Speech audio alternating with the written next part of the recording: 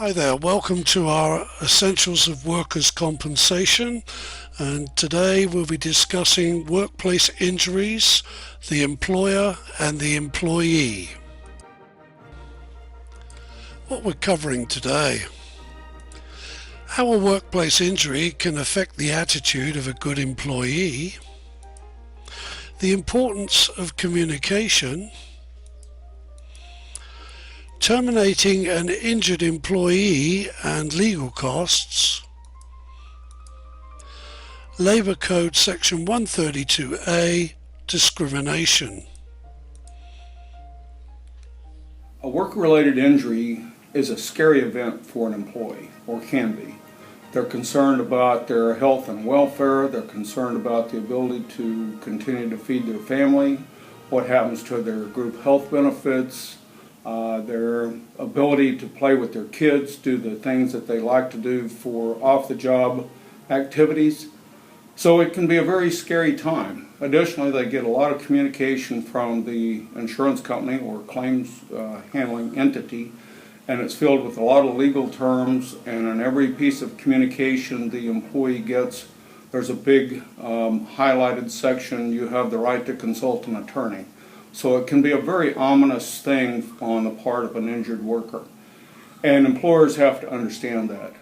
In my opinion, an employer should be proactive and communicate to their employee and let the employee know what to expect in the process. Because if they don't, the right employee can become the wrong employee. And I'll give you a quick story on how this can happen.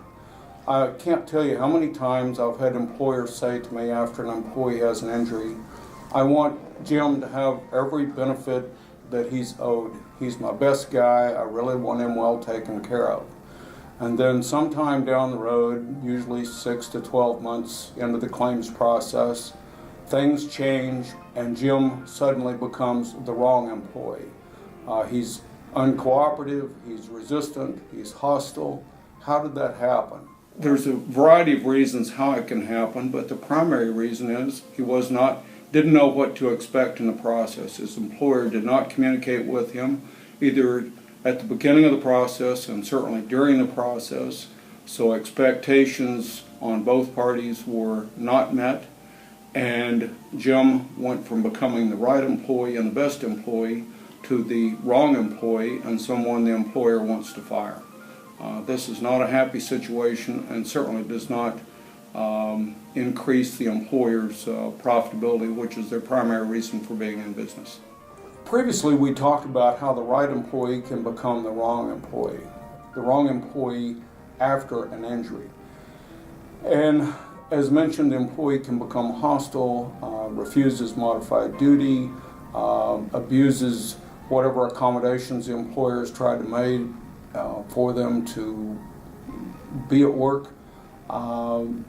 This generally results in a high degree of frustration on the part of the employer, and employer's main question is, can I terminate them? And the answer is, of course. If you're an at-will employer, you can terminate anyone for any time. However, actions have consequences. And the main point that an employer should understand is that by terminating the employee, they're not terminating the claim. They can actually, by terminating the employee, can make the claim a lot worse. Generally what happens after an employee is terminated, they seek an attorney. And an attorney does several things in the workers' comp venue. Number one, they increase the cost by approximately 60%. They lengthen the time of the claim staying open, causing the employer more money.